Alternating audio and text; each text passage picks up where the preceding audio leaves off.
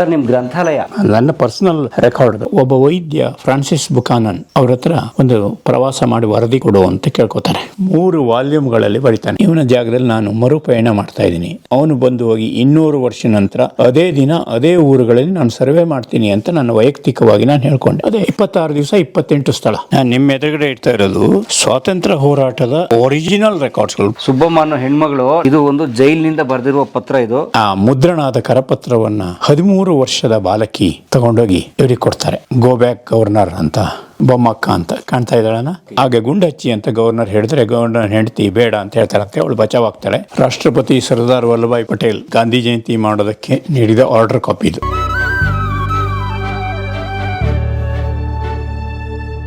ಇದೇನು sir drum? ಇದು ಭತ್ತ ಇಡೋದು. ಹೌಚ್. ನಾವು ಮೊದಲು ಬೆತ್ತದ ಮಾಡ್ತಿದ್ವಿ. ಈಗ ಅದು ನೋಡಿ, ಇದು ಭತ್ತ ತುಂಬಿಡುವಂಥ ಉಗ್ರಾಣ ಸ್ಟೋರೇಜು ತುಂಬಿಟ್ಟಿದೆ. ನೀವೇ ಬೆಳೆದ ಭತ್ತ? ಹೌದು, ಮನೆ ಗದ್ದೆ ಇದೆ ನೋಡಿ ಸರ್. ಮನೆ ಮೇಲ್ಗಡೆ ಹೋಗೋಕ್ಕೆ ಮರದ ಏಣಿ.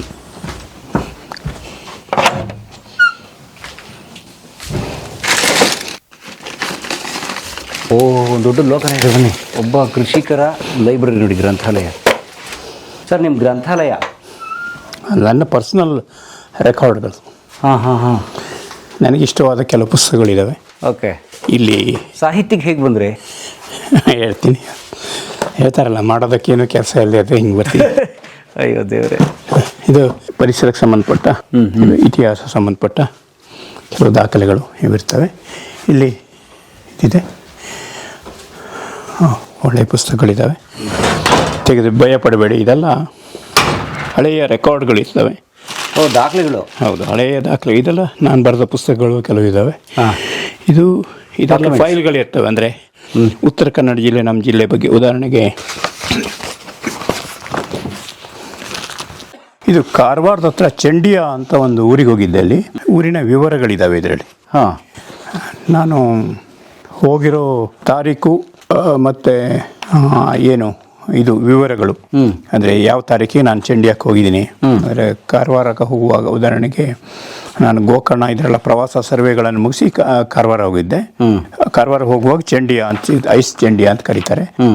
ಅವತ್ತು ವಿಸಿಟ್ ಮಾಡಿದಾಗ ಅಲ್ಲಿಯ ಊರಿನ ಮಾಹಿತಿಗಳನ್ನು ನಾನು ಸಂಗ್ರಹ ಮಾಡಿದ್ದೀನಿ. ಅವತ್ತಿ ನೋಡಿ, ಅಲಿಗದ್ದ ಗುಡ್ಡದಲ್ಲಿ ಡೈನಮೈಟ್ ಸ್ಫೋಟ ಆಗಿದ್ದ ಬಗ್ಗೆ ಏನೋ ಪತ್ರಿಕೆಯಲ್ಲಿ ಬಂದಿದೆ.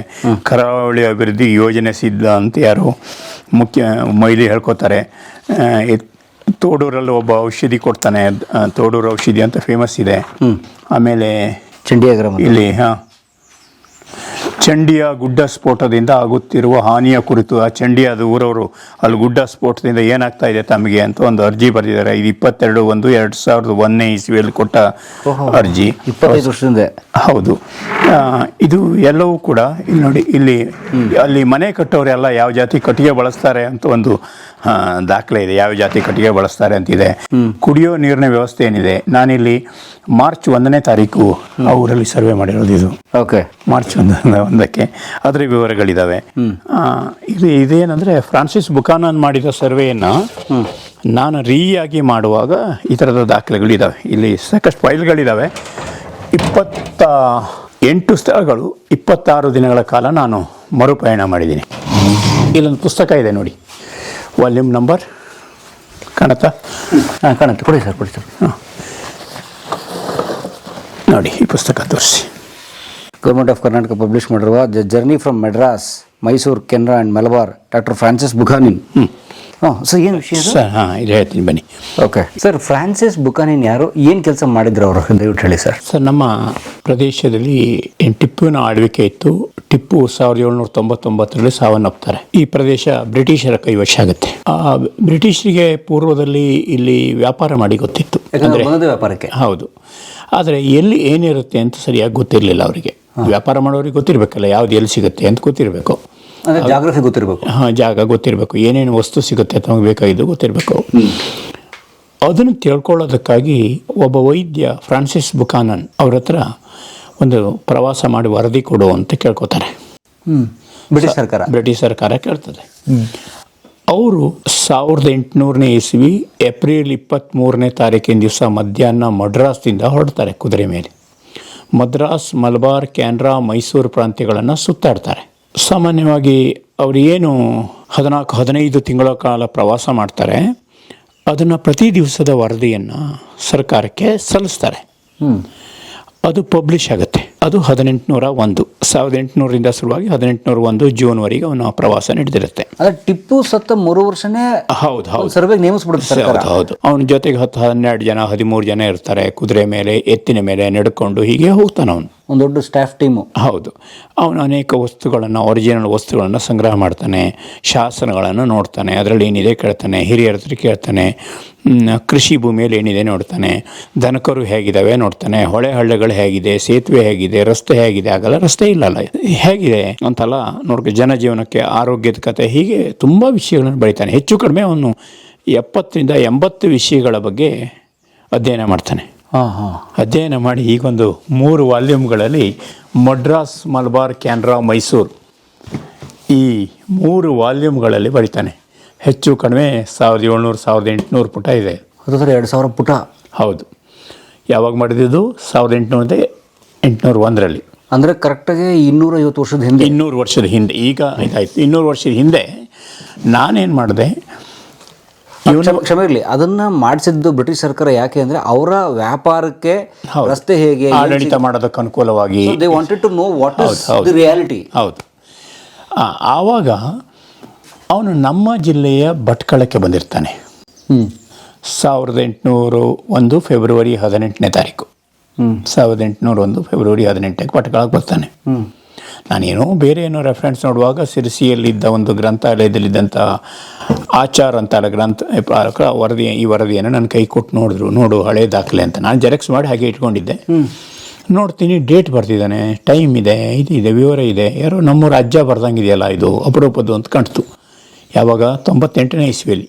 ಸೊ ಬುಕಾನಿನ್ ಬರೆದಿಟ್ಟು ಹೋದ 200 ವರ್ಷದ ನಂತರ ನಿಮ್ಮ ಕೈ 98ನೇ ಇಸ್ವಿಯಲ್ಲಿ. ಅಲ್ಲ, ಕೆಲವರು ಮಾಧವ ಗಾಡ್ಗೀಳವರು, ಮತ್ತೊಂದು ಡಾಕ್ಟರ್ ಸುಭಾಷ್ ಚಂದ್ರನ್ ಅವರು, ಇಂದು ಕೆಲವರು ಕರ್ನಾಟಕದ 2-3 ಜನ ಮಾತ್ರ ಅವ್ರ ಹೆಸರನ್ನು ಹೇಳ್ತಾಯಿದ್ರು.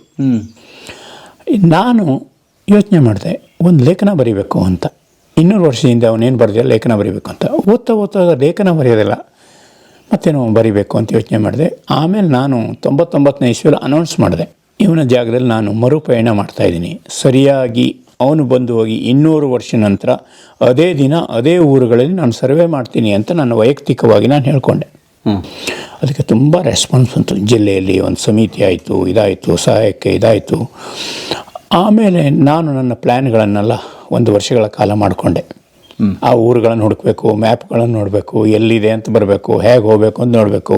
ಅವನು 200 ವರ್ಷದಿಂದ ಹೋಗಿದ್ದಾನೆ ಕುದುರೆ ಮೇಲೆ. ನಂದು ಕುದುರೆ ಇಲ್ಲ, ಈಗ ನಂದು ಬೈಕ್ ಇತ್ತು. ನಾನು ಬೈಕ್ನಲ್ಲಿ ನನ್ನ ಪಯಣವನ್ನು ಸ್ಟಾರ್ಟ್ ಮಾಡಿದೆ. ಎಲ್ಲಿ ಶುರು ಮಾಡಿದ್ರೆ? ಭಟ್ಕಳ ಟು ಬನವಾಸಿ ನನ್ನ ಪ್ಲ್ಯಾನ್ ಆಗಿತ್ತು. ನನ್ನ ಜಿಲ್ಲೆಯ ಉತ್ತರ ಕನ್ನಡದ ಒಂದು ಗಡಿಯಿಂದ, ಕರಾವಳಿ ಗಡಿಯಿಂದ ಈ ಕಡೆ ಮಲೆನಾಡಿನ ಗಡಿ ತನಕ ಬನವಾಸಿವರೆಗೆ, ಭಟ್ಕಳದಿಂದ ಬನವಾಸಿ. ಆ ರೂಟಲ್ಲಿ ಬುಕಾನಿನ್ ಪ್ರಯಾಣ ಮಾಡಿ. ಹೌದು. ಅವನ ಮ್ಯಾಪ್ ಇತ್ತು, ಎಲ್ಲ ಇತ್ತು. ನಾನು ಹೊರಟೆ. 1801 ಫೆಬ್ರವರಿ 18ಕ್ಕೆ ಬೆಳಕೆ ಅನ್ನುವ ಗ್ರಾಮ ಇದೆ, ಎಲ್ಲಿ ಭಟ್ಕಳದ ಹತ್ರ. ಅಲ್ಲಿಯ ಮಾವಿನ ತೋಟದಲ್ಲಿ ಅಧಿಕೃತವಾಗಿ ಒಂದು ಕಾರ್ಯಕ್ರಮ ಉದ್ಘಾಟನೆಯಾಗಿ ಅಲ್ಲಿಂದ ನನ್ನ ಪಯಣ ಶುರುವಾಯಿತು. ನನ್ನ ಜೊತೆಗೆ 10-15 ಜನ ಇರ್ತಾಯಿದ್ರು. ಒಟ್ಟು 75-80 ಜನ ನನ್ನ ಜೊತೆಗೆ ಪ್ರಯಾಣ ಮಾಡಿದ್ದಾರೆ. ಅಂದರೆ ನನ್ನ ಸ್ನೇಹಿತರು. ಅವರೆಲ್ಲ ಒಂದೊಂದು ದಿವಸ 10 ಜನ 8 ಜನ ಹೀಗೆ ಇರ್ತಾಯಿದ್ರು. ಸುಮಾರು ಒಂದು 35-40 ಕಿಲೋಮೀಟ್ರ್ ದೂರ ನಡ್ಕೊಂಡು ಹೋಗಿದ್ದೀವಿ. ನನ್ನ ಬೈಕ್ ಪ್ರಯಾಣಗಳು ಹೆಚ್ಚು ಕಡೆ ನಡೆದಿದ್ದಾವೆ. ಆಮೇಲೆ ನನ್ನ ಸ್ನೇಹಿತರು ಒಂದು ಓಮಿನಿಯಲ್ಲಿ ಬರ್ತಾಯಿದ್ರು. ಅಲ್ಲಿ ಹೋದಾಗ ಆ ಹಳ್ಳಿಯ ಬೇರೆ ಬೇರೆ ವಿಷಯಗಳು, ಮಹಿಳೆಯರು ಹೇಗೆ ಬದುಕ್ತಾರೆ, ಅಲ್ಲಿಯ ಕೃಷಿ ಏನಿದೆ, ತೋಟ ಏನಿದೆ, ದನಕರು ಏನಿದೆ, ಶಾಸನಗಳೇನಿದೆ, ದೇವಸ್ಥಾನ ಹೇಗಿದೆ, ಮನೆ ಹೇಗೆ ಕಟ್ತಾರೆ, ಮೀನು ಹೇಗೆ ಮಾರ್ತಾರೆ, ತರಕಾರಿ ಏನು ಬೆಳೀತಾರೆ, ಭತ್ತದ ವೆರೈಟಿ ಹೇಗಿದೆ, ಪಕ್ಷಿಗಳು ಯಾವುದಿದ್ದಾವೆ, ಸಸ್ಯಗಳ ವಿಶೇಷ ಏನಿದೆ, ಔಷಧ ಕೊಡೋರು ಯಾರಿದ್ದಾರೆ, ಬೇರೆ ಬೇರೆ ವಿಷಯಗಳನ್ನು ತಗೋತು. ಹೆಚ್ಚು ಕಡಿಮೆ ನಾನು 114 ವಿಷಯಗಳನ್ನು ಸರ್ವೆಗೊಳಪಡಿಸಿದೆ. ಬುಕಾನಿನ್ ಮಾಡಿದ ಹಾಗೆ. ಬುಕಾನಿನ್ 74 ಮಾಡಿದ್ರೆ ನಾನು ಅದಕ್ಕೂ ಜಾಸ್ತಿ ಮಾಡಿದೆ. ಅವನಿಗೆ ಈಸ್ಟ್ ಇಂಡಿಯಾ ಕಂಪ್ನಿ ಇತ್ತು, ನನಗೆ ಯಾವುದೇ ಕಂಪ್ನಿ ಸರ್ಕಾರ ಇರಲಿಲ್ಲ.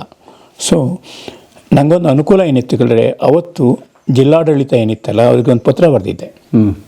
ಜಿಲ್ಲಾಧಿಕಾರಿಗಳು ಒಂದು ಪತ್ರ ಕೊಟ್ಟಿದ್ದರು, ಇವರೊಂದು ಒಳ್ಳೆ ಕೆಲಸ ಮಾಡ್ತಾಯಿದ್ದಾರೆ, ಹಾಗಾಗಿ ಇವರು ಕೇಳಿದ ಮಾಹಿತಿಯನ್ನು ಕೊಡಿ ಅಂತ ಕಂದಾಯ ಇಲಾಖೆಗೆಲ್ಲ ಕೊಟ್ಟಿದ್ರು. ಹಾಗಾಗಿ ಫೆಬ್ರವರಿ 18ನೇ ತಾರೀಕು 2001ನೇ ಇಸ್ವಿ ರವಿವಾರ ಬರುತ್ತೆ.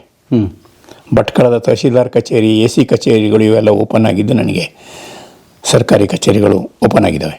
ಅವತ್ತು ನನ್ನ ಪ್ರಯಾಣದ ದಾರಿಯಲ್ಲಿರುವ ಆ ದಿನಗಳು ಸರ್ಕಾರಿ ಕಚೇರಿಗಳು ಓಪನ್ ಆಗಿದ್ದಾವೆ.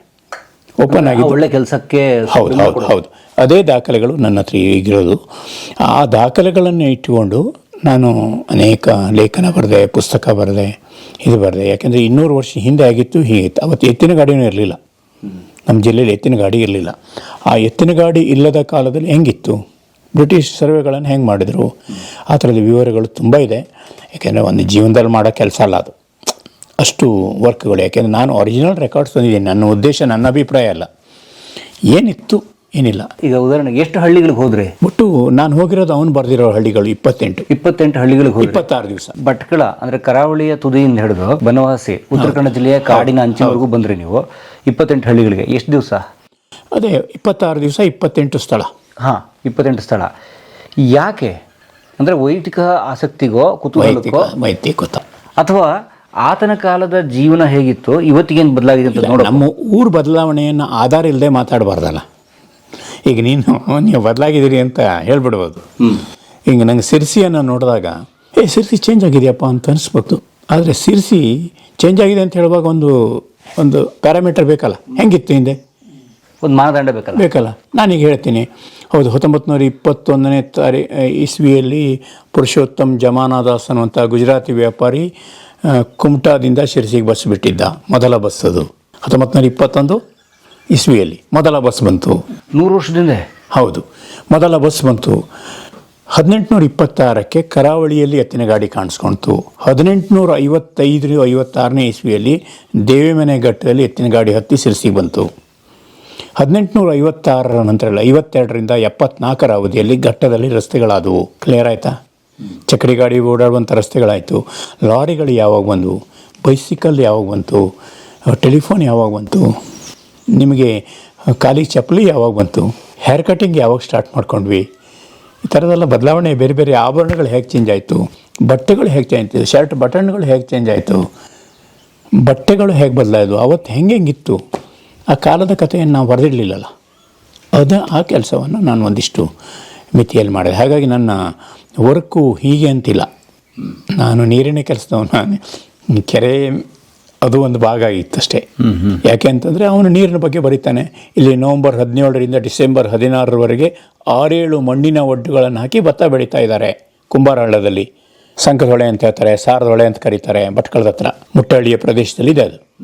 ಆವಾಗ ನಾನು ಹೋದಾಗಲ್ಲಿ ತುಂಬ ಮಣ್ಣಿನ ಒಡ್ಡು ಹಾಕಿ ತುಂಬ ಚೆನ್ನಾಗಿ ಭತ್ತ ಬೆಳೀತಾನೆ ಇದ್ರು. ನೀವು ಹೋದಾಗಲೂ? ಹೌದು. ಸೊ ಆ 200 ವರ್ಷಗಳ ಅವಧಿಯಲ್ಲೂ ಆ ಜನರ ಪದ್ಧತಿ ಬದಲಾಗಿಲ್ಲ. ಆದರೆ ಅದಾದ ನಂತರ ನನಗೊಂದು ಹುಚ್ಚಿದೆಯಲ್ಲ, ಮತ್ತೆ ವಾಪಸ್ ನಾನು ಹೋಗ್ತೀನಿ. ಕಳೆದ ವರ್ಷವೂ ಹೋಗಿದ್ದೀನಿ. ಈಗ ಅಲ್ಲೇನೂ ಇಲ್ಲ, ಹಳ್ಳದಲ್ಲಿ ನೀರಿಲ್ಲ, ಒಣಗೋಗಿದೆ. ಊರಲ್ಲಿ ಬೇಸಾಯ ನಡೀತಾ ಇಲ್ಲ, ಭೂಮಿ ಹಾಳು ಬಿದ್ದಿದೆ. ಯಾರು ಬೇಸಿಗೆ ಭತ್ತದ ಬೆಳೆ ಬೆಳೀತಾ ಇಲ್ಲ, ಲಾಸು ಅಂತೇಳಿ. ಅಂದರೆ ನೀವು ಹೋಗಿ 25 ವರ್ಷದ ನಂತರ ಇಲ್ಲ ಅದು. ಅಂಥದ್ದು ಎಷ್ಟೋ ಇದೆ ಅಂಥ ಬದಲಾವಣೆ. ನಾನು ಒಂದು 4,000 to 5,000 ಫೋಟೋಗಳಲ್ಲಿ, ಒಂದು 10-15 ತಾಸಿನ ವಿಡಿಯೋಗಳಲ್ಲಿ, 300-400 ಜನರ ಧ್ವನಿಗಳಲ್ಲಿ, ಆಮೇಲೆ ಈ ಥರ ಕಾಗದ ಪತ್ರಗಳಲ್ಲಿ ಅದನ್ನೆಲ್ಲ ದಾಖಲೆ ಮಾಡಿಟ್ಟಿದ್ದೀನಿ. ಅದು ಆ ದಾಖಲೆಗಳಿದೆಯಲ್ಲ, ನನ್ನ ಕಾರು ಸ್ಟಾರ್ಟ್ ಆದರೆ ಆ ಕಾರಲ್ಲಿ ಬರುವ ಧ್ವನಿ 2001ರಲ್ಲಿ ನಾನು ಇಂಟರ್ವ್ಯೂ ಮಾಡಿದ ಯಾವುದೋ ಕೃಷಿಕನದೇ ಆಗಿರ್ತದೆ, ಯಾವುದೋ ಸಿನಿಮಾ ಹಾಡಾಗಿರೋದಿಲ್ಲ. ಇವತ್ತಿಗೂ ನಾನು ಕೇಳೋದು ಅದನ್ನೇ. ಯಾಕೆಂದ್ರೆ ನಾನು ಕೇಳ್ತಾ ಹೋಗ್ತೀನಿ. ನನ್ನ ಮನಸ್ಸಿನಲ್ಲಿ ಇಂಥ ಪ್ರಶ್ನೆ ಕೇಳಬೇಕಿತ್ತು ಅನಿಸಿದ್ರೆ ನನಗೆ ಖುಷಿ ಆಗುತ್ತೆ. ನಾನು ಅದೇ ಪ್ರಶ್ನೆ ಕೇಳಿರ್ತೀನಿ ಆವತ್ತಿಗೆ ಅಲ್ಲಿ. ಅಂಥದ್ದು ಸುಮಾರಿದೆ. ನನ್ನ ಶೇಂಗಾ ಬೇಸಾಯ ಯಾವಾಗ ಬಂತು ಕರಾವಳಿಯಲ್ಲಿ, ಗೋಡಂಬಿ ಹೆಂಗಾಯಿತು, ಅಡಿಕೆಗಳ ವಿಚಾರ. ಈಗ ನಾನು ಬೇರೆ ಸ್ಟಡಿ ಮಾಡ್ತಾಯಿದ್ದೀನಿ, ಅಡಿಕೆಗಳ ಮೇಲೆ ಅಭ್ಯಾಸ ಮಾಡ್ತಾಯಿದ್ದೀನಿ, MD. ಇದ್ರ ಹೆಂಗೆ ಬಂತು, ಈ ಥರದ ಇತಿಹಾಸ ಅಂದರೆ ರಾಜರ ಕಥೆ ಅಲ್ಲ. ರಾಜ ಕೋಟೆ ಕಟ್ಟಿದ್ರು, ರಾಜ ಯುದ್ಧ ಮಾಡಿದ, ಅದು ರಾಜರ ಕಥೆ ಆಗಿಬಿಟ್ಟಿದೆ. ಆದರೆ ಸಾಮಾನ್ಯರ ಕಥೆ ಇದೆಯಲ್ಲ, ಅಲ್ಲಿ ಅನ್ನ ಕೊಟ್ಟವರ ಕಥೆ ಇದೆಯಲ್ಲ, ಆಹಾರ ಕೊಟ್ಟವ್ರ ಕಥೆ ಇದೆಯಲ್ಲ. ಹೌದು, ಬ್ರಿಟಿಷರು ಅವ್ರ ಸೈನ್ಯ ಹೋಗಬೇಕು ಕರಾವಳಿಗೆ ಅನ್ನೋ ಕಾರಣಕ್ಕಾಗಿ ರಸ್ತೆ ಮಾಡ್ಕೊಂಡ್ರು. ನಮಗೇನು ಯಾವ ರಾಜರು ರಸ್ತೆ ಮಾಡಲಿಲ್ಲಲ್ಲ. ರಾವರು ರಸ್ತೆ ರಥಬೀದಿಗಳ ಇದ್ವು ಬಿಟ್ಟರೆ ರಸ್ತೆಗಳು ಎಲ್ಲಿ, ಚಕ್ಕಡಿ ಗಾಡಿಗಳೆಲ್ಲ ಬಂದಿದ್ದು ಯಾವಾಗ, ಲೇಟಾಗಿ. ಮೈಸೂರು ಸೀಮೆಯಲ್ಲಿ ಎತ್ತಿನ ಗಾಡಿ ಇತ್ತು 1800ರಲ್ಲಿ. ಆದರೆ ನಮ್ಮ ಪ್ರದೇಶ ಘಟ್ಟದ ಸೀಮೆಯಲ್ಲಿ ಹೊಳೆ ಹಳ್ಳಗಳು, ತಗ್ಗು ದಿಣ್ಣೆಗಳು ಇರೋ ಕಾರಣಕ್ಕಾಗಿ ಇಲ್ಲಿಂದ ಕುಮಟಾಕ್ಕೆ ಹೋಗೋದು ಅಂದರೆ ದೂರ ದೇಶಕ್ಕೆ ಹೋಗುವಂತೆ ಕಷ್ಟವಾಗುತ್ತಿತ್ತು ಅಂತ ಬರೀತಾರೆ. ಬರೀ ಒಂದು 50-60 ಕಿಲೋಮೀಟ್ರು ಹೋಗೋದಿಲ್ಲ, ಯಾರೂ ಹೋಗೋದಿಲ್ಲ. ಹಾಗಾಗಿ ಇಲ್ಲಿ ಭಾಷಾ ವೈವಿಧ್ಯ ಇದೆ, ಆಹಾರ ವೈವಿಧ್ಯ ಇದೆ, ಜನಜೀವನದ ವೈವಿಧ್ಯ ಇದೆ, ಕೃಷಿ ವೈವಿಧ್ಯ ಇದೆ. ಈಗ ಭತ್ತದ ತಳಿ ಅವನಿಗೆ 24-25 ಜಾತಿ ಸಿಕ್ಕಿದೆ. ಬುಕಾನನಿಗೆ ನನಗೆ 114 ಜಾತಿ ಸಿಕ್ಕಿದೆಯಲ್ಲ. ಹೇಗೆ ಅಂದರೆ ತಳಿ ಉಳ್ಕೊಂಡಿದೆ, ಕೆಲವು ಕಡೆ ಇದೆ, ಈಗ ಇದಾಗಿರ್ಬೋದು. ಆದರೆ ನಾನು ಹೇಳೋದೇನೆಂದರೆ ಎಷ್ಟೋ ನೆಲದಲ್ಲಿ ಇಂಥದ್ದಿದೆ. ನನ್ನ ಸ್ನೇಹಿತರೊಬ್ಬರು ಕೇಳಿದರು, ಮರೆಯ ಇಲ್ಲಿ ಯಾವುದೋ ಹೊರಗಡೆ ಉತ್ತರ ಭಾರತ ದಕ್ಷಿಣ ಭಾರತ ಎಲ್ಲ ಟ್ರಿಪ್ಪನ್ನು 4-5 ದಿವಸಕ್ಕೆ ಮುಗಿಸ್ಕೊಡ್ತಾರೆ ಈಗ ಪ್ರವಾಸ. ನೀನು ಅದೇ ನಾವು ಓಡಾಡಿದ ಜಿಲ್ಲೆ 26 ದಿವಸ ಓಡಾಡಬೇಕು ಅಂತ ಬೋರ್ ಹೊತ್ತೋಗ್ತದೆ ಅಂತ ಹೇಳಿದರು. ಆಮೇಲೆ ಅವ್ರು ನನ್ನ ಜೊತೆಗೆ ಬಂದರು. ಅವ್ರು ಬಂದು ಓಡಾಡಿದ ನಂತರ ಮಾತು ಹೇಳಿದ್ರು. ಈಗಲೂ ಹೇಳ್ತಾರೆ ಸಿಕ್ಕರು, ಅವತ್ತಿಂದ ನಾವಲ್ಲಾದೆ ಅಂತ. ನಂಗೆ ಇಷ್ಟ ಆಳಕ್ಕೆ ಹೋಗಿ ನೋಡ್ಲಿಕ್ಕೆ ಗೊತ್ತಿರಲಿಲ್ಲ ನನಗೆ ಅಂತ. ಗೋಕರ್ಣದಲ್ಲಿ 2 ದಿವಸ ಇದ್ವಿ. ಗೋಕರ್ಣದ ಅನೇಕ ದಾಖಲೆಗಳು ಬೇರೆ ಬೇರೆ ಇದನ್ನೆಲ್ಲ ಬಂದಿದೆ. ಬೇರೆ ಬೇರೆ ರೀತಿ ಭಾಷೆ, ಬದುಕು, ಆಮೇಲೆ ಮಣ್ಣು, ನೀರಾವರಿ ವ್ಯವಸ್ಥೆಗಳು, ಕಾಡಿನ ಬಳ್ಳಿಗಳು, ಹೀಗೆ ವಿಷಯ ಚೌಕಟ್ಟು ಇರಲಿಲ್ಲಲ್ಲ ನನಗೆ. ನಾವು ಮೀನು ಮಾರ್ಕೆಟಿಗೆ ಬೆಳಗ್ಗೆ ಮುಂಚೆ ಹೋಗ್ತಿದ್ವಿ. ಯಾವ್ಯಾವ ಜಾತಿ ಮೀನು ಬರ್ತದೆ, ಏನು ಬಂದಿದೆ ಮಾರಾಟಕ್ಕೆ, ಅದರ ದರ ಎಷ್ಟಿದೆ, ತರಕಾರಿ ರೇಟ್ ಎಷ್ಟಿದೆ. ಭಟ್ಕಳದಲ್ಲಿ ಮಧ್ಯಾಹ್ನ 12 ಗಂಟೆಯಿಂದ 1 ಗಂಟೆ 1:30ವರೆಗೆ ಆ ಸರ್ಕಲಲ್ಲಿ ಓಡಾಡುವ ಜನಗಳು ಆಭರಣ ಹೇಗೆ ಹಾಕಿದ್ದಾರೆ, ಅವರುಗಳ ಬಟ್ಟೆ ಹೇಗಿತ್ತು, ವಿಡಿಯೋಗಳನ್ನು ಮಾಡಿಟ್ಟಿದ್ದೀನಿ. ಯಾವಾಗ 2001 2001ರಲ್ಲಿ ಗೋಕರ್ಣದ ರಥೋತ್ಸವ ಹೇಗೆ ಇತ್ತು, ದಾಖಲೆಗಳಿದ್ದಾವೆ, ಚಿತ್ರ ಇದೆ. ನಾನು ಹೇಳೋದ್ರಿಂದ ತೀರಾ ಇತ್ತೀಚಿಂದ ಆಯಿತು. ಒಂದು 20 ವರ್ಷ ನನಗೆ ಖುಷಿ ಆಗುತ್ತೆ, ನೋಡಿ ಹಿಂಗೆ ಬದಲಾಯಿತು ಅಂತ. 200 ವರ್ಷದವನು ಮಾಡಿಟ್ಟಿರುವಾಗ ನಾವೇನಾದ್ರು ಒಂದು ಸಣ್ಣ ಕೆಲಸ ಮಾಡಬೇಕಲ್ಲ. ಆನಂತರ ನಾನು ಇದರ ಆಧರಿಸಿ ಅನೇಕ ಸ್ಲೈಡ್ ಶೋಗಳಾಗಿದ್ದಾವೆ, ಬೇರೆ ಬೇರೆ ಕಡೆ ಕಾಲೇಜುಗಳಲ್ಲಿ ಇದರಲ್ಲಿ ಆಗಿದ್ದಾವೆ. ನಾನು ಇಸ್ವಿಗಳನ್ನು ಹೇಳ್ತಾ ಇರಲಿಲ್ಲ ಮೊದಲು. ಈಗೇನು ಹೇಳಿದೆ ನಿಮ್ಗೆ, 1921 ಪುರುಷೋತ್ತಮ್ ಜಮಾನದಾಸ್ ಅಂತ ಗುಜರಾತಿ ವ್ಯಾಪಾರಿ ಬಸ್ತಂದ ಅಂತ ಈ ಥರ ಹೇಳ್ತಾ ಇರಲಿಲ್ಲ. ಒಬ್ಬರು ಇತಿಹಾಸಕಾರರು ಏಕೆ ಶಾಸ್ತ್ರಿ ಅಂತಿದ್ರು ಸಿರ್ಸಿಯಲ್ಲಿ, ನನಗೆ ತುಂಬ ಮಾರ್ಗದರ್ಶನ ಮಾಡಿದ್ರು. ಅವರು ಇದನ್ನೆಲ್ಲ ಹೇಳಬೇಕು, ಜನ ಗೊತ್ತಾಗಬೇಕು ಅಂತ ಹೇಳಿದ್ರು. ಜನ ಬೋರು ಅಂತಾರಲ್ಲ, ಇಸ್ವಿಗೆಲ್ಲ ಕೇಳಲ್ಲ ಅಂತ. ನೋಡಿ ಈಗ ಶಾಲೆ ಪಠ್ಯಗಳಲ್ಲಿ ಈ ಥರ ಇಸ್ವಿಗಳು ಜಾಸ್ತಿ ಇರೋದಿಲ್ಲ. ಬಟ್ ಆವಾಗ ನಾನು ಲೆಕ್ಚರ್ಗಳಲ್ಲಿ ಹೇಳೋಕೆ ಆರಂಭಿಸಿದೆ. ಒಂದು 300ರಿಂದ 400 500 ಇಸ್ವಿಗಳನ್ನು ಹೀಗೆ ಹೇಳ್ತಿದ್ದೆ, ನೋಟ್ಸ್ ನೋಡಿದೆ. ಅದರಿಂದ ಏನಾಯಿತು, ಜನಕ್ಕೆ ಇದು ನೋಡಬೇಕು, ಅದು ಎಲ್ಲಿದೆ ಅಂತ. ಕೆಲವು ಸಂಶೋಧಕರು ಬಂದರು, ಕೆಲವರು ಕೇಳ್ಕೊಂಡ್ರು, ಮಾಹಿತಿ ತಗೊಂಡ್ರು. ಅವ್ರಿಗೆ ಬೇಕಾದ ಮಾಹಿತಿಯನ್ನು ನಾನು ಕೊಡ್ತಾ ಬಂದೆ. ಬಟ್ ಈ ವಿಷಯಗಳು ಹಂಚಿದಾಗ ಬೆಳೀತದೆ. ಮತ್ತು ಈ ಥರದ ಸಂಶೋಧನೆಗಳು, ಆಸಕ್ತಿಯ ಹುಡುಕಾಟಗಳು ಆ ಭಾಗದ, ಆ ಕಾಲದ ಬದುಕು, ಸಂಸ್ಕೃತಿಯನ್ನು ದಾಖಲಿಸ್ತವೆ. ಹೌದು. ಮತ್ತು ಅದರಿಂದ ಮುಂದಿನ ಸಂತತಿಗೆ ಉಪಯೋಗ ಇದೆಯಾ? ಖಂಡಿತ. ಉದಾಹರಣೆಗೆ ನಮ್ಮ ಅಂಕೋಲಾದಲ್ಲಿ ಮಾವಿನ ಹಣ್ಣು, ಇಶಾಡೆ ಮಾವು ಅಂತ ಫೇಮಸ್ ಹಣ್ಣು, ಮಾವಿನ ಹಣ್ಣು ಸಿಗುತ್ತೆ ಈಗಲೂ. ಹೌದು, ಅದಕ್ಕೆ GI ಟ್ಯಾಗ್ ಆಗಿದೆ. ಮಾವು GI ಟ್ಯಾಗ್ ಆಗುವಾಗ ಜಿಲ್ಲಾಧಿಕಾರಿಗಳ ಕಚೇರಿಗಳಲ್ಲೆಲ್ಲ ಮೀಟಿಂಗ್ ಆಗುತ್ತೆ, ದಾಖಲೆಗಳು ಬೇಕು. ನೀವೇನು ಭಾಷಣ ಮಾಡಿದ್ರೆ ಯಾರು ಟ್ಯಾಗ್ ಕೊಡಲ್ಲ, ಒರಿಜಿನಲ್ ರೆಕಾರ್ಡ್ಸ್ ಬೇಕು. ಅಲ್ಲಿ ಯಾರು ಹೇಳಿದ್ರಂತೆ, ಅವ್ರ ಹತ್ರ ಹೋಗಿ ಇರುತ್ತೆ, ಕೊಡ್ತಾರೆ ಅವರು ಅಂತ ನಿಮಗೆ. ಹೌದು. ಸ್ನೇಹಿತರು ಇವರೆಲ್ಲ ಇಲ್ಲೇ ಬಂದರು. ಮಧ್ಯಾಹ್ನ ಅಲ್ಲಿ ಆಫೀಸ್ ಮುಗಿಸಿ ಕಾರವಾರದಿಂದ ಇಲ್ಲಿ ಬಂದರು. ನಾನು ಬಂದು 10 ನಿಮಿಷಕ್ಕೆ ತೆಗೆದುಕೊಟ್ಟೆ. ಇವತ್ತು GI ಟ್ಯಾಗ್ ಲಿಸ್ಟಲ್ಲಿ ನೋಡಿ ಹಳೆಯ ದಾಖಲೆಗಳು ನಾನು ಕೊಟ್ಟಿದ್ದೇ ಇದೆ. ನಾನು ಯಾಕೆ ಹೇಳ್ತೀನಿ ಅಂದರೆ, ಹಳೆಯ ದಾಖಲೆಗಳನ್ನ ನಾವು ಉಳಿಸ್ಕೋಬೇಕು. ಉದಾಹರಣೆಗೆ ಇಲ್ಲಿ 1 ನಿಮಿಷ, ನಾನು ಇಲ್ಲಿ ಕೆಲವು ದಾಖಲೆಗಳನ್ನು ತೋರಿಸ್ತೀನಿ. ಬುಕಾನಿನಂತೂ ಒಳ್ಳೆ ಕೆಲಸ ಮಾಡಿದ್ದಾರೆ. ಹೌದು ಹೌದು. ನೋಡಿ, ಇದು ಬ್ರಿಟಿಷರು ಸರ್ವೆ ಮಾಡ್ತಾ ಬರೀತಾರೆ. ನೋಡಿ, ತಾರೀಕು ಎಷ್ಟಿದು? 30 ಆಗಸ್ಟ್ 1941. ಆಯಿತಾ? ಓಕೆ, ಅಂದರೆ ಸುಮಾರು ಒಂದು 80 ವರ್ಷದ ಹಿಂದೆ. ಹಾಂ, ಇದು ನೋಡಿ ಎಷ್ಟಿದು? ಇಲ್ಲಿದೆ ನೋಡಿ. ಹಾಂ, 1925 ಹೌದು. ಅಂದ್ರೆ ಕರೆಕ್ಟ್ 100 ವರ್ಷದಿಂದ. ಹೌದು, 100 ವರ್ಷದ ಹಿಂದೆ ಈ ನಮ್ಮ ಪ್ರದೇಶ ಹೆಂಗಿತ್ತು ಅಂದರೆ ಇದೇ ಭಾಗ, ಇದೆ ನಮ್ಮ ಸಿರ್ಸಿದೆ. ನಾನು ಹೇಳ್ತಾರೆ ಜಿಲ್ಲೆ. ಹೌದು. ಎಷ್ಟು ಇದೆ ಅಲ್ಲಿ, ಜನಜೀವನ ಎಷ್ಟಿದೆ, ಕಾನೆ ಸುಮಾರಿ ಅಂದರೆ ಜನಗಣತಿಯ ವರ್ಷ. ಜನಗಣತಿ. ಅಡಿಕೆ ತೋಟದ ಸಾಗುವಳಿ ಹೇಗಿತ್ತು? ಹೌದು, ಅಡಿಕೆ ತೋಟ. ಈ ಪ್ರದೇಶದಲ್ಲಿ ತರಿ ಜಮೀನು 73,000 ಎಕರೆ ಇದ್ದು, ತೋಟ 16,000 ಎಕರೆ ಇದೆ. ಹಾಂ ಹಾಂ, ಆಯ್ತಾ? 100 ವರ್ಷದ ಪಕ್ಕ ದಾಖಲೆ. ಅಡಿಕೆ ಕೊಳೆ ರೋಗ ನೋಡಿ, ಐಲಿ ಕಡೆಯಲ್ಲಿ ತೋಟದ ಉತ್ಪನ್ನದಲ್ಲಿ ಕಮತಾಯಿ ಬರಲಿಕ್ಕೆ ಈ ರೋಗವು ಬಹಳವಾಗಿ ವೃದ್ಧಿಯಾದದ್ದೇ ನಿಸ್ಸಂಶಯವಾಗಿ ಮುಖ್ಯ ಕಾರಣವು.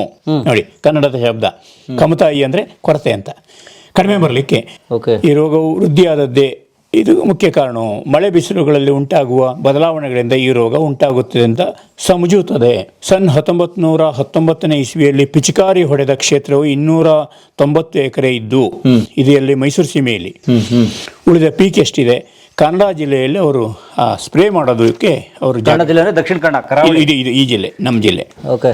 ಪಕ್ಕದ ಇದು HD ಭಾಸ್ಕರ್ ವಿಲ್ಲೆ ಅಂತ ಬರೀತಾನೆ. 30 ಮಾರ್ಚ್ 1928 ಇಸ್ವಿ. ಓಕೆ. ಇದು 1891ರಿಂದ 1891 ಜನಗಣತಿಯ ವಿವರಗಳೆಲ್ಲ ಇದರಲ್ಲಿದ್ದಾವೆ. ನಾನು ಇದನ್ನೆಲ್ಲ ಯಾಕೆ ಹೇಳ್ತೀನಿ ಅಂತಂದರೆ, ಎಲ್ಲಿ ಸಂಗ್ರಹಿಸಿದ್ರಿ ಇವೆಲ್ಲ? ಈಗ ನಿಮಗೆ ಆಸಕ್ತಿ ಇದೆ ಅಂತಂದ್ರೆ ಹುಡ್ಕೊಂಡು ಬರ್ತವೆ ಎಲ್ಲದನ್ನು. ಇಲ್ಲಿ ಒಂದು ನಿಮಿಷ ರೀ, ಇದ್ರ ಹೆಡ್ಡಿಂಗ್ ಹೇಳ್ತೀನಿ, ಯಾರಿಗಾರ ಆಸಕ್ತರಿಗೆ ಹುಡ್ಕೋರಿಗೆ ಉಪಯೋಗ ಆಗ್ಬೋದು ಅಂತ. ಕನ್ನಡ ಜಿಲ್ಲೆಯೊಳಗಿನ ಶಿರ್ಸಿ ತಾಲೂಕಿನ ಸೆಟಲ್ಮೆಂಟ್ ಪ್ರಸ್ತಾವನೆ ಮತ್ತು 1ನೇ ರಿವಿಷನ್ ಸೆಟಲ್ಮೆಂಟ್ ರಿಪೋರ್ಟ್ ಇವುಗಳ ಕನ್ನಡ ಸಾರಾಂಶವು ಮತ್ತು ಅದಕ್ಕೆ ಜೋಡಿಸಿದ ಪತ್ರಿಕೆಗಳು. So this is the government records. ಈಗ ನೀವು ಇದರಲ್ಲಿ ಹೋದ್ರೆ ಸಿಗಲ್ಲ, ಆರ್ಕೈವ್ಸಲ್ಲಿ ಕೆಲವು ಕಡೆ ಇರ್ತದೆ, ಕೆಲವು ಕಡೆ ಇರಲ್ಲ. ವಾವ್, ಅಂಥದ್ದೆಲ್ಲ ಸುಮಾರು. Canarese version of the precise of the introductory report. ಒಂದು ನಿಮಿಷ, ನಿಮಗೆ ಕುತೂಹಲಕ್ಕಾಗಿ ಇನ್ನೊಂದು ತೋರಿಸ್ತೀನಿ. ಅಂದರೆ ಎಲ್ಲದೂ ಇದು ದಾಖಲೆಗಳನ್ನ ಹೇಳೋಕ್ಕಾಗಲ್ಲ. ಬಟ್ ಸರ್, ಇದನ್ನು ಪಬ್ಲಿಕ್ಕಿಗೆ ಕೊಡುತ್ತಾ ಸರ್ಕಾರ ಕೇಳಿದ್ರೆ? ಸರ್ಕಾರದಲ್ಲ, ಅದು ಬೇರೆ ಬೇರೆ ಜನರ ಹತ್ರ ಇರೋದು ಅವ್ರು ಕೊಟ್ಟರು ನಮಗೆ. ಓಹೋ, ಹುಡ್ಕೊ ಮನ್ಸಿದ್ರೆ ಸಿಗತ್ತೆ, ಹುಡುಕಬೇಕು ಅಂದರೆ ಇರುತ್ತೆ ಆ ಥರದ್ದೆಲ್ಲ. ಈಗ ಆ ಫೈಲೇ ಎಷ್ಟು ಬಳಸಿದಿರಿ ಅಂತ ಹೇಳ್ತಾ ಇದೆ. ಬನ್ನಿ, ನಾನು ನಿಮ್ಮ ಎದುರುಗಡೆ ಇಡ್ತಾ ಇರೋದು ಸ್ವಾತಂತ್ರ್ಯ ಹೋರಾಟದ ಒರಿಜಿನಲ್ ರೆಕಾರ್ಡ್ಸ್ಗಳು, ಪ್ರತಿ ದಿವಸದ ದಾಖಲೆಗಳಿವು, ಡೈಲಿ ರೆಕಾರ್ಡ್ಸ್. ಹೌದು. ಮುಂಬೈಯಲ್ಲಿ ಗೋಳಿಬಾರು, ಒಬ್ಬನು ಸತ್ತೇ ಹೋದನು. ಸ್ನೇಹಿತರೆ, ಡೇಟ್ ಹೇಳ್ತೀನಿ ಮೊದಲು ರೀ ನಿಮಗೆ. ವರ್ಷ ಶಿರಸಿ, ಸೋಮವಾರ, ತಾರೀಕು 1/3/1931. ಸ್ವತಂತ್ರ ಹೋರಾಟದ್ದು ಶಿರ್ಸಿ ತಾಲೂಕಿನ ರಾಜಕೀಯ ಪರಿಷತ್ತು. ಮತ್ತೆರಡು ನೋಡಿ, ಇದೆಲ್ಲ ಜಪ್ತಿ, ಅವತ್ತು ಏನಾಗಿತ್ತು, ಇದು ಎಲ್ಲದೂ ಇದೆ. ಇದು ಪ್ರತಿ ದಿವಸದ ಇದು ಈಗಾಗಲೇ ಸ್ಕ್ಯಾನ್ ಆಗಿ ಬೇರೆ ರೆಕಾರ್ಡ್ಗಳಿದ್ದಾವೆ. ಅಬ್ಬಾ ಸದ್ಯ ಅದು ಇದೆಲ್ಲ ಡಿಜಿಟಲ್ ಆಗಿದೆ. ಬದುಕ್ಬಿಟ್ಟೆ. ಕಸ್ತೂರಿಬಾಯಿ ಗಾಂಧಿಯವರ ಬಿಡುಗಡೆ. ಹೌದು. ಬೋರ್ಡ್ ಹಚ್ಚುವ ಕಂಬಕ್ಕೆ ಪೊಲೀಸ್ ಪಹರೆ. ಇದು ರಾಶಿ ಇದೆ. ಸ್ವಯಂ ಸೇವಕನಿಗೆ ಗಡೀಪಾರು, ನೋಟಿಸಿನ ಮೇಲೆ ನೋಟಿಸು. ಸಿದ್ದಾಪುರ ತಾಲೂಕು, ಶಿರ್ಸಿ ತಾಲೂಕು. ಯಾರ್ಯಾರು ಅರೆಸ್ಟ್ ಆಗಿದ್ದಾರೆ ಅವ್ರ ಲಿಸ್ಟ್: ಗೋವಿಂದ ರಾಮಕೃಷ್ಣ ಹೆಗಡೆ, ಗುರುನಾಥರಾವ್, ವೆಂಕಟರಮಣ ನರಸಿಂಹ ಹೆಗಡೆ, ವೆಂಕಟರಮಣ ತಿಮ್ಮಯ್ಯ ಹೆಗಡೆ, ಮಂಜಭಟ್ಟ, ತಿಮ್ಮಯ್ಯ ಭಟ್ಟ, ಗೋಪಾಲ್ ಸುಬ್ಬಯ್ಯ ಹೆಗಡೆ. ನೋಡಿ, ಪ್ರತಿ ದಿವಸದ ಹೋರಾಟಗಳು ಹೇಗಿತ್ತು ಅನ್ನೋದು ಇಂಥ ವಿವರಗಳಿದೆ. ಈ ಥರದ ಕುತೂಹಲದ ಸಂಗತಿಗಳು ಕೆಲವು ಇದ್ದಾವೆ. ಇದು ಒಂದೇ ಒಂದು ಸರ್ ತೋರಿಸ್ತೀನಿ ನಮ್ಮ ಪ್ರೇಕ್ಷಕರಿಗೆ. ಸತ್ಯಾಗ್ರಹ ಕರಪತ್ರ ಅಂತ ಪತ್ರಿಕೆ ಸ್ನೇಹಿತರೆ. ಇದು ನೋಡಿ, ಸತ್ಯಾಗ್ರಹ ಕರಪತ್ರ ಅಂತ ಆಗ ಬೆಳಗ್ಗೆ ಬರ್ತಿದ್ದಂಥ ಪತ್ರಿಕೆ ಇದು. ಹಸ್ತಪ್ರತಿ ಇದು. ಆಗ ಪ್ರಿಂಟಿಂಗ್ ಕಷ್ಟ ಇತ್ತೇನೋ, ಕೈಯಲ್ಲಿ ಬರೆದಿರೋದು ನೋಡಿ. ಇದನ್ನು ತೋರಿಸಿ ಇಡ್ಬೋದಾ ಸರ್ ಇಲ್ಲಿ? ಹಾಂ, ಅದು ಜೈಲಿನಿಂದ ಬರೆದ ಪತ್ರ. ಸತ್ಯಾಗ್ರಹ ಕರಪತ್ರ, ವರ್ಷ ಶಿರ್ಸಿ ಸಿದ್ದಾಪುರ, ಶನಿವಾರ, ತಾರೀಕು 5/11/1932 ಇಸ್ವಿ. 32 ಇಸ್ವಿ ಅಂದರೆ ಈಗ ಸುಮಾರು ಒಂದು 90 ವರ್ಷ ದಾಟಿದೆ. ಇದು ಒಂದು ಜೈಲಿನಿಂದ ಬರೆದಿರುವ ಪತ್ರ. ಇದು ಪ್ರತಿನಿತ್ಯವೂ ಸಾವಿರಾರು ಮಂದಿ ನಮ್ಮ ಸಹೋದರ ಸಹೋದರಿಯರು ಜೈಲನ್ನು ಸೇರುತ್ತಿರುವ ಯರವಾಡ ಜೈಲಿನಲ್ಲಿ ಕಲಿಯುಗದ ಅವತಾರ ಪುರುಷರಾದ ಮಹಾತ್ಮ ಬಂಧನದಲ್ಲಿರುವರು. ದೇಶದಲ್ಲೆಲ್ಲ ಹಾಹಾಕಾರವೆದ್ದಿದೆ. ಎಲ್ಲಿ ನೋಡಿದರೂ ಜನರು ಹಸಿವಿನಿಂದ ದುಃಖಿಸುತ್ತಿರುವರು. ಸ್ವಾರ್ಥ ತ್ಯಾಗಿಗಳು ತಮ್ಮ ಸರ್ವಸ್ವವನ್ನೇ ದೇಶದೊಳಿತಿಗೆ ಬಿಟ್ಟುಕೊಟ್ಟು ಹೊರಡುತ್ತಿರುವರು. ಇನ್ನೊಂದು ಕಡೆಗೆ ದೇಶದ್ರೋಹಿಗಳು ಈ ವೀರರಿಗೆ ತ್ರಾಸು ಕೊಡುತ್ತಿರುವುದು. ಕರ ನಿರಾಕರಣೆ ಮಾಡಿದ ವೀರ ರೈತರ ಹೊಲವನ್ನು ಕೊಳ್ಳುತ್ತಿರುವುದು. ಸಹೋದರಿಯರೇ, ಮನೆಗೆ ಬೆಂಕಿ ಬಿದ್ದಿರುವಾಗ ನಮಗೆ ನಾವು ದೇಶ ಸೇವೆ ಮಾಡಬೇಕು. ಹಿಂದಿನ ಜರ್ಮನ್ ಯುದ್ಧದಲ್ಲಿ ಸಾವಿರಾರು ಆಂಗ್ಲೇಯ ರಮಣೀಯರು ನಮ್ಮ ಮಾತೃಭೂಮಿಗಾಗಿ ಪ್ರಾಣ ಕೊಡಲಿಲ್ಲವೇ? ನಮ್ಮ ದೇಶದಲ್ಲಿರುವ ದೇಶದ್ರೋಹಿಗಳನ್ನೆಲ್ಲ ದೇಶಭಕ್ಷಕರನ್ನಿಲ್ಲದೆ ದೇಶಭಕ್ತರನ್ನಾಗಿ ಮಾಡುವವರಿಗೆ ನಮಗೆ ಅವಕಾಶವಿಲ್ಲ. ಗಂಡಂದಿರು ಜೈಲಿನಲ್ಲಿ ರೊಟ್ಟಿ ಕಚ್ಚುತ್ತಿರುವುದು, ಹೆಣ್ಣಂದಿರು ಮನೆಯಲ್ಲಿ ಸೋಗು ಮಾಡುತ್ತಿರುವುದೇ ಅನ್ನುವ ಒಂದು ವೀರಾವೇಶದ ಹೋರಾಟದ ಹಿಂಡಲ್ಗ ಜೈಲಿಂದ ಬರೆದಿರೋದಾರು ಗೊತ್ತಾ? ನಿಮ್ಮ ಅಕ್ಕ ತಂಗಿ ಸುಬ್ಬಮ್ಮ ಅನ್ನೋ ಹೆಣ್ಮಗಳು ನಾವು ಈ ದೇಶಕ್ಕೂ ಹೋರಾಟಕ್ಕೋಸ್ಕರ ಏನೇನೆಲ್ಲ ಮಾಡಬೇಕು, ಎಷ್ಟು ಕಷ್ಟ ಇದೆ ಅಂತ ಬರೆದಿರೋ ಪತ್ರ ನೋಡಿ. ಇಷ್ಟು ಕಷ್ಟಪಟ್ಟು ಪಡ್ಕೊಂಡಿರೋ ಸ್ವಾತಂತ್ರ್ಯನ ಹೆಂಗೆ ಬಳಸ್ಬಿಟ್ರೆ ಯಪ್ಪ. ನೋಡಿ ಆ ಪತ್ರಿಕೆ, ಸತ್ಯಾಗ್ರಹ ಕರಪತ್ರ. ಎಲ್ಲೆಲ್ಲಿ ಹುಡುಕಿದ್ರಿ ಇವೆಲ್ಲ ನೀವು? ಇದಿದೆ. ಆಮೇಲೆ ಇದು ಪ್ರತಿ ದಿವಸದ ಕಥೆ ಆಗಿರೋದ್ರಿಂದ ಅದು ನಮಗೆ ಸ್ವಾತಂತ್ರ್ಯ ಹೋರಾಟದ ಆ ಕಾಲಕ್ಕೆ ಅದನ್ನು ಆ ಭಾಷೆಯಲ್ಲಿ ಹೋಯ್ತು. ಇದೊಂದು ನೋಡಿ, ಇದೊಂದು ಕರಪತ್ರ ಇದೆ. ಹೆಸರು ಗವರ್ನರ್ ಅಣೆ ತಿರುಗಿ ಹೋಗು ಅಂತ. ಬ್ರಿಟಿಷ್ ಗವರ್ನರ್ ಕಾರವಾರಕ್ಕೆ ಬರ್ತಾರೆ. 1931 ಇಸ್ವಿನಲ್ಲಿ ಕಾರವಾರಕ್ಕೆ ಬಂದಿರ್ತಾನೆ. ಅವ್ರಿಗೆ ಸನ್ಮಾನ ಮಾಡಬೇಕು ಅಂಥೇಳಿ ಕೆಲವರು ಮುಂದಾಗ್ತಾರೆ. 2,000 ರೂಪಾಯಿ ಕೊಡಬೇಕು ಗವರ್ನರ್ಗೆ, ಹಮ್ಮಿಣಿ ಅಂತ. ಒಂಥರ ಹೌದೌದು, ಕಪ್ಪ ಕಾಣಿಕೆ. ಹೌದೌದು. ಆಗ ಒಂದು ಪ್ರತಿಭಟನೆ ಆಗುತ್ತೆ ಈ ಜಿಲ್ಲೆಯಲ್ಲಿ. ನಮಗೆ ಕಷ್ಟ ಕೊಟ್ಟು ನಾವು ಇಡೀ ದೇಶ ಹೋರಾಡ್ತಾ ಇದ್ದೀವಿ ಸ್ವಾತಂತ್ರ್ಯ ಚಳುವಳಿ. ಆಗ ಗವರ್ನರಿಗೆ ಸನ್ಮಾನ ಮಾಡೋಕೆ ಕೊಟ್ಟಿದ್ರಲ್ಲ, ಏನು ಇದು ಅಂತ. ಆದರೆ ಆಡಳಿತಕ್ಕೆ ಅದು ಬೇಕಾಗುತ್ತೆ. ಗೌರವನಿಗೆ ಸನ್ಮಾನ ಮಾಡೋದು ಖುಷಿಯಲ್ಲ ಸರ್ಕಾರಕ್ಕೆ. ಅವ್ರು ಏನು ಮಾಡ್ತಾರೆ, ವಿರೋಧಿಸಿದವ್ರನ್ನೆಲ್ಲ ಹಿಡಿದಾಕ್ಬಿಡ್ತಾರೆ. ಸನ್ಮಾನದ ಕಾರ್ಯಕ್ರಮ ಗವರ್ನರ್ ಮತ್ತು ಅವನ ಹೆಂಡತಿ ಹಡಗಿಳಿದು ಕಾರವಾರಕ್ಕೆ ಬರಬೇಕು ಅಂತ ಇದಾಗಿರ್ತಾರೆ. ಅಂಕೋಲಾದಲ್ಲಿ ಅದಕ್ಕೆ ಹೋರಾಟಗಳ ತಯಾರಿ ನಡೀತು. ಎಲ್ಲ ರಾತ್ರಿ ನಡಿಬೇಕಿದಲ್ಲ. ಅವತ್ತು ಎಲ್ಲರನ್ನೂ ಹಿಡಿದು ಬಿಡ್ತಾರೆ. ಅಂಕೋಲೆಯ ಗರುಡು ಮೂಲೆ ಅಂತ ಬೆಟ್ಟ ಇದೆ. ಆ ಬೆಟ್ಟದ ಕಾಡಲ್ಲಿ ಒಂದು ಕರಪತ್ರ ಮುದ್ರಣ ಆಗುತ್ತೆ. ಮುದ್ರಣ ಆಗಿ ಆ ಮುದ್ರಣ ಆದ ಕರಪತ್ರವನ್ನು 13 ವರ್ಷದ ಬಾಲಕಿ ಕಣಿಗಿಲ್ಲದ ಅಜ್ಜಿಯೊಬ್ಬಳು ತಗೊಂಡೋಗಿ ಇವ್ರಿಗೆ ಕೊಡ್ತಾರೆ. ಗೋ ಬ್ಯಾಕ್ ಗವರ್ನರ್ ಅಂತ ಕೊಡ್ತಾರೆ. ನೋಡಿ, ಆ ಅಜ್ಜಿಯ ಫೋಟೋಗಳನ್ನು ನಿಮಗಿಲ್ಲಿ ತೋರಿಸ್ಬೇಕು. ನಾನಿಲ್ಲಿ ಗೋ ಬ್ಯಾಕ್ ಗವರ್ನರ್ ಅಂತ ಬೊಮ್ಮಕ್ಕ ಅಂತ ಹೇಳಿದ್ದಾರೆ. ಬೊಮ್ಮಕ್ಕ ಅಂತ ಕಾಣ್ತಾ ಇದ್ದಾಳನ. ಗೋ ಬ್ಯಾಕ್ ಗವರ್ನರ್ ಅಬ್ಬರಿಸಿದ ಕನ್ನಡದ ದಿಟ್ಟೆ ಬೊಮ್ಮಕ್ಕ. ಇವಳು ಗವರ್ನರ್ನೇ ಹಿಂತಿರುಗಿ ಹೋಗುವಂತ ಇದೇ ಕರಪತ್ರವನ್ನು ಕೊಡ್ತಾಳೆ. ಆಗ 13 ವರ್ಷ ಹಾಗೆ ಗುಂಡಚ್ಚಿ ಅಂತ ಗವರ್ನರ್ ಹೇಳಿದ್ರೆ ಗವರ್ನರ್ ಹೆಂಡತಿ ಬೇಡ ಅಂತ ಹೇಳ್ತಾಳಂತೆ. ಅವಳು ಬಚಾವಾಗ್ತಾಳೆ. ಇದು ಕತೆ ಒಂದು ಭಾಗ. ಆದರೆ ಆ ಬೊಮ್ಮಕ್ಕ ಸ್ವಾತಂತ್ರ್ಯ ಹೋರಾಟಗಾರಿ ಒಬ್ಬಳು ಬದುಕಿದ್ದಾಳೆ ಅನ್ನೋದೇ ಅನೇಕರಿಗೆ ಮರ್ತೋಗಿತ್ತು. ಅವಳ ಮನೆಯ ಅಂಗಳದಲ್ಲಿ ಈ ಕರಪತ್ರ ಓದಿ ಅವಳ ಜೊತೆಗೆ ಅವಳ ಫೋಟೋವನ್ನು ಹೊಡೆದು ನಾನು ಬರೆದೆ. ಅಂದರೆ ಅವಳು ಕರಪತ್ರ ಕೊಟ್ಟವಳು, ಅವಳು ನಮ್ಮ ಜೊತೆಗೆ ಸ್ವಾತಂತ್ರ್ಯ ಬಂದ ಮೇಲೆ ಇದ್ದಾಳೆ. ಆ ಅಜ್ಜಿಗೆ ಕರಪತ್ರ ತೋರಿಸಿ ನೀನು ಕೊಟ್ಟಿದ್ದೆ, ಹೌದು ಹೌದು, ಆ ಕಾಲದ ಕಥೆಯನ್ನು ಅವಳು ನನ್ನ ಜೊತೆಗೆ ಹಂಚ್ಕೊಂಡು.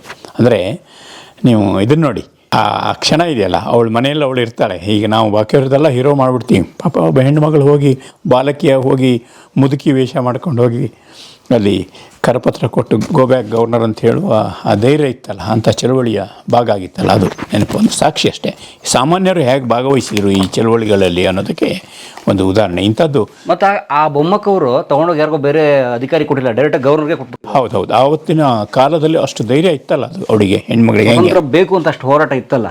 ಹೌದು, ಅದು ಅಂದರೆ ನಾನು ಹೇಳೋದು ಈ ಥರದ ದೈನಂದಿನ ನಮಗೇನಾಗ್ತದೆ, ಅನೇಕರು ಪುಸ್ತಕ ಬರೀತಾರೆ. ದೈನಂದಿನ ಕಥೆಗಳು ಏನಾಗ್ತವೆ ಗೊತ್ತಾ, ಸಾಮಾನ್ಯರ ಕಥೆಗಳು, ದೈನಂದಿನ ಕಥೆಗಳೆಲ್ಲ ಮರ್ತೋಗ್ತವೆ. ಹಾಗಾಗಿ ನಾವು ಹೇಳೋದಿಲ್ಲ, ಈಗ ಪುಸ್ತಕ ಅವ್ರವ್ರ ನೇರಕ್ಕೆ ಬರೆದು ಬಿಡ್ತಾರೆ. ಇದೆಲ್ಲ ಒರಿಜಿನಲ್ ರೆಕಾರ್ಡ್ಸು. ಹೆಂಗಿತ್ತು ಹಾಗೆ. ಗಾಂಧಿ ಜಯಂತಿ ಅಂತ ಆಚರಣೆ ಮಾಡ್ತೀವಲ್ಲ, ಅದು ಯಾಕೆ ಮಾಡ್ತೀವಿ, ಯಾವಾಗಿಂದ ಮಾಡ್ತಾ ಇದ್ದೀವಿ ಅದಕ್ಕೆ ರೆಕಾರ್ಡ್ಸ್. ಮಹಾತ್ಮ ಗಾಂಧಿ ಜನ್ಮದಿನವನ್ನು ನಾವು ಯಾಕೆ ಮಾಡ್ತೀವಿ ಹೇಳಿ ನೋಡಿ. ರಾಷ್ಟ್ರಪತಿ ಸರ್ದಾರ್ ವಲ್ಲಭಾಯ್ ಪಟೇಲ್ ಗಾಂಧಿ ಜಯಂತಿ ಮಾಡೋದಕ್ಕೆ ನೀಡಿದ ಆರ್ಡರ್ ಕಾಪಿ ಇದು.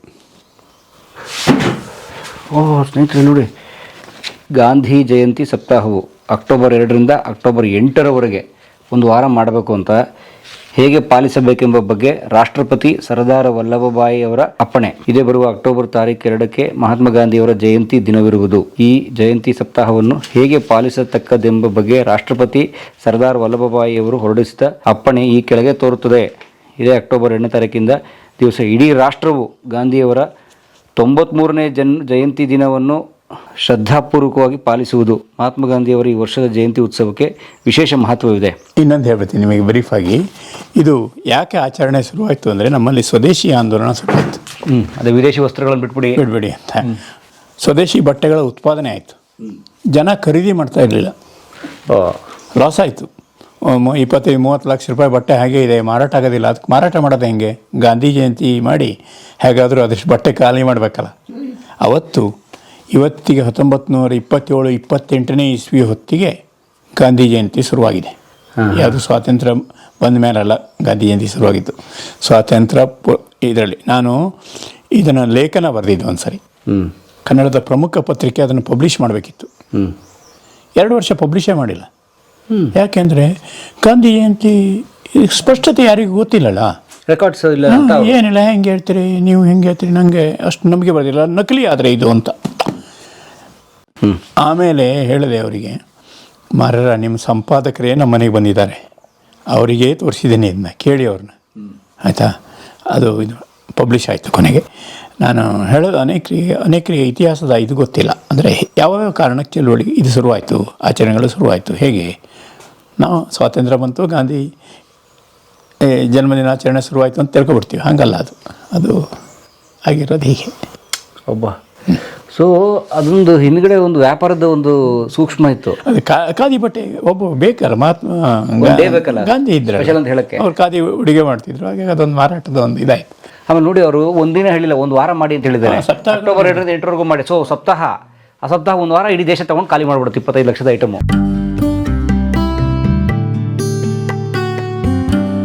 ಕಲಾ ಮಾಧ್ಯಮದ ಎಲ್ಲ ಎಪಿಸೋಡುಗಳು ನಿಮಗೆ ಸಿಗಬೇಕು ಅಂತಂದ್ರೆ ಕಲಾ ಮಾಧ್ಯಮ ಯೂಟ್ಯೂಬ್ ಚಾನೆಲ್ನ ಸಬ್ಸ್ಕ್ರೈಬ್ ಮಾಡಿ, ಬೆಲ್ ಐಕಾನ್ನ ಕ್ಲಿಕ್ ಮಾಡಿ. ತಪ್ಪದೇ ಮಾಡಿ. ವಿಡಿಯೋ ನೋಡಿದ್ದಕ್ಕೆ ನಿಮಗೆ ತುಂಬ ಧನ್ಯವಾದಗಳು. ಪುಸ್ತಕಗಳನ್ನು ಓದು ಮನಸ್ಸನ್ನು ಅರಳಿಸುತ್ತೆ, ಬುದ್ಧಿಯನ್ನು ಚುರುಕು ಮಾಡುತ್ತೆ, ಕಾಣದ ಹೊಸ ಲೋಕವನ್ನು ಪರಿಚಯಿಸುತ್ತೆ. ಹಾಗಾಗಿ ಓದುವ ಸಂಸ್ಕೃತಿ ಹೆಚ್ಚಾಗ್ಲಿ. ಧನ್ಯವಾದ.